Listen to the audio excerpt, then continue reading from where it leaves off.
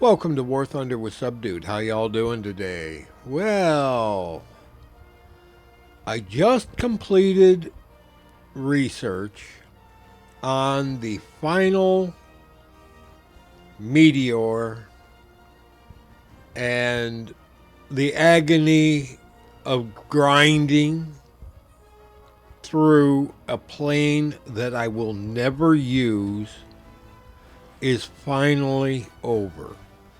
The only thing I have left to do is purchase this piece of garbage that I will never fly. Now, you might be wondering, well, why did you waste your time? If you really didn't want it, why did you bother? Well, mainly because the way Gaijin generally works is they will put a plane out there and then they will stuff another one on top of it. And we've seen that throughout all the tech trees. Matter of fact, the worst one is the British. Well, no, I can't really say that. The Americans could be pretty bad too. And the Germans and the Russians. I mean, all those I-16s, like, oh my God, and all those IL-2s, like, but they're so individually different. No, they're not. They're a bunch of planes that just need to be packed together in one bundle, get one, bypass the rest, and then go back and collect them at your leisure instead of being forced to grind through mind numbingly the same plane over and over and over and over and over and over. The only thing worse was grinding through the French tech tree, which had so many planes that were just so abysmally horrible. And I do mean horrible. Followed by copy paste American planes, which just, I already had them already. I had, well, with one exception, and it just, why? This, it hurt so badly. But now I finally capped off the Meteor line. Thank God and the lucky stars. Dear Lord, this has been one of the most brutal grinding periods I have ever had. Now, for those of you that are super whamidine fast grinders and you run through, got 16 aircraft that are spaded out in the top tier already, I really don't care. I fly bombers because bombers are the most efficient grinders. My problem is the Canberra Mark II is an incredibly fragile aircraft to begin with. It's unarmed, and I didn't put a talisman on it. That was my mistake. But the rest of it being incredibly fragile, that's not my mistake. That's something Gaijin has done to this plane. I mean, it's absolutely abysmal at turning. Now, you get it down below 300 miles an hour, and it will scare people. Yeah, right around 300 miles an hour. And I had an LA 200 going absolutely berserk trying to get me. And he just kept missing and missing and missing and missing. And it wasn't until somebody else came in and killed me that I finally died. But anything above about 320 miles an hour, if you try to make a good hard turn, an elevator turn, you'll snap the wings in a heartbeat. Goodbye, you're going down. Which is baloney. It's absolutely baloney. Now, why do I say that? I say that because I've seen the Canberras doing maneuvers that are well in excess of what these models in game do.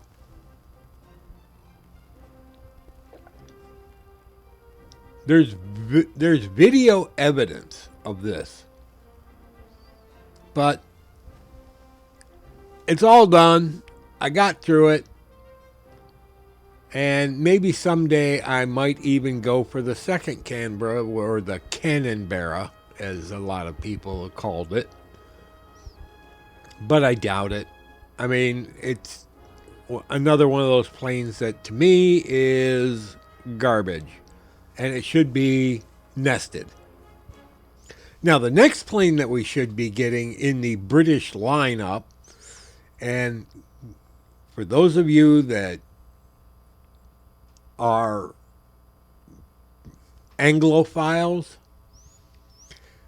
it should be the Blackburn Buccaneer. If you don't know what the Blackburn Buccaneer is, go look it up. Please, go look it up. It is an absolutely stunning aircraft. And it's a bomber from hell. Oh, and it could carry a couple of air-to-air missiles. A couple of Sidewinders. Oh, and it could also carry anti-shipping missiles. Oh, and 16,000 pounds of bombs.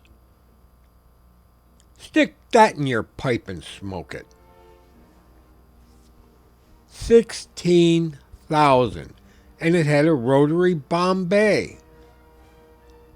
And that held 12,000 pounds alone. Each of the 4 hard points carried another 1,000 pound bomb. I'm using pounds because they were British bombs, and they were rated in pounds. You do the metric conversion. Or go look it up on Wikipedia. I don't care which. But the plane could carry a major amount of attack ordnance. Now imagine a bomber with 12,000 pounds of ordnance internally and 4 AGMs externally, because it could carry air-to-ground missiles. And it could also carry a paved spike pod for laser designating and being able to hit targets, well, with guided bombs, which would be so easy to replicate. But I'm done with the Meteors. Thank my lucky stars. And now I can start work on the Javelin. Now, I'm not really interested in flying the Javelin. I just like the looks of it. I want the plane. I'm never going to use it, I don't think. I would think if we're going to get another fighter in the British line, we should start with the Hunter Mark 6.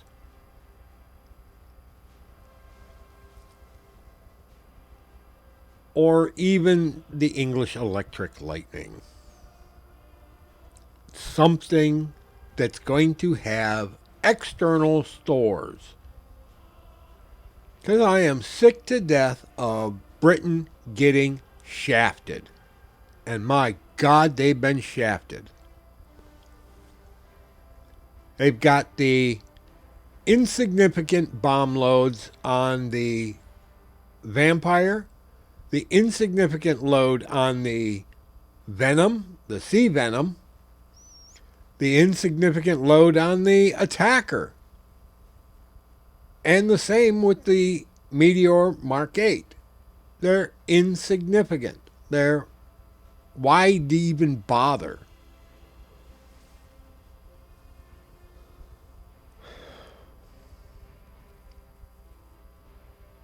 We need an actual ground attack aircraft. And I'm sure the British would be most appreciative at high tier if they had something like the Blackburn Buccaneer. I don't think we're going to be getting the Tornado anytime soon, especially seeing as how it's a variable geometry aircraft, which means that's a lot of programming.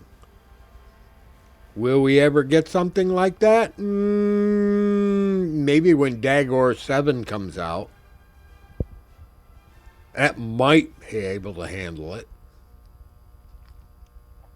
Maybe Dagor 6.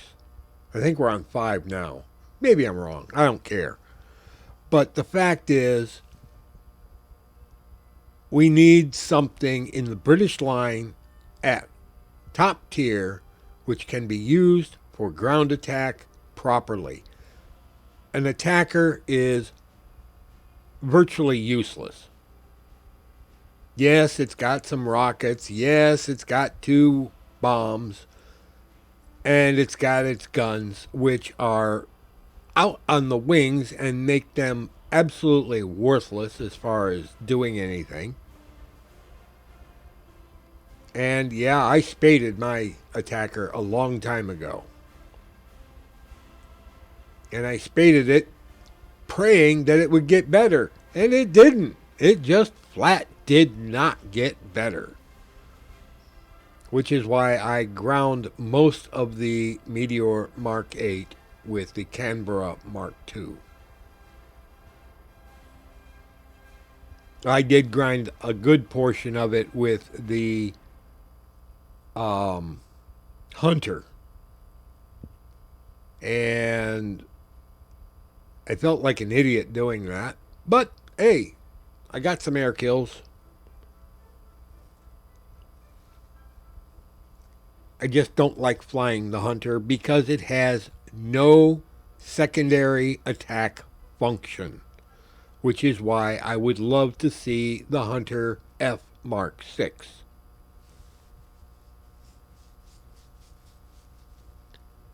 And everybody wants to see the Hunter with the Betty Boop. If you don't know what that is, go look it up on Wikipedia. But for now, let's just purchase our most worthless aircraft. Oh, yay. Order it. Get it off the lot. Yes. Done. No, we are not putting it in a lineup. No reason to put that plane in any lineup. And we've got 1,822 available research points, which we will put on the Javelin. And we will research that.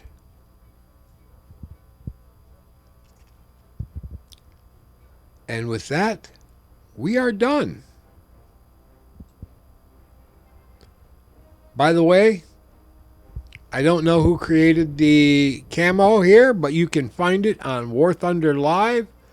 It's a fairly good looking camo. I think it could be dulled down a bit so it isn't so brilliant and flashy and reflective.